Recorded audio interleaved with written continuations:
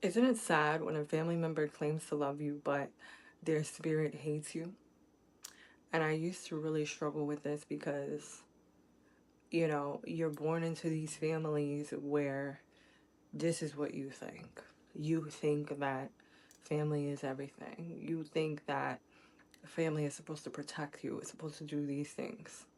When in all actuality, when you sit back and you look at the whole situation from a bird's eye view, you realize that families are only activation points. In fact, they're your first activation points, okay? These familial systems are also structures, are also idols, or at least they can become idols. And it can become this kind of, you know, structure built on what we call loyalty in the world, or what we call some sort of sense of, you know, safeness, or we tend to put these families above God. And that's the first mistake. But we don't know this when we're young because of the programming that we are introduced to when we first are arriving on earth.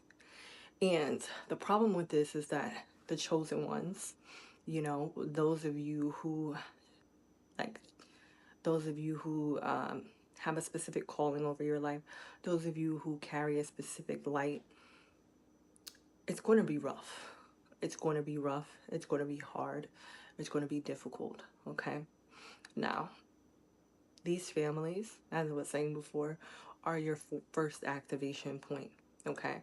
But the mistake that we make is idolizing them. The mistake that we make is setting up an altar in our hearts for them. And it isn't until you grow older and you start to align with who your true self is that you realize that, hold on, I've been worshiping them.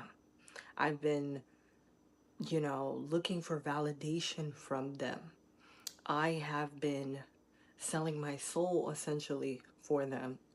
And the ways in which this happens is so insidious because you don't even realize when it's happening because of the system that you're set up into, because of the system that you're born into, because of the programs around us, because of the things we see on TV, where it says you have all these family shows and even like the Tyler Perry show and like all kinds of shows like that.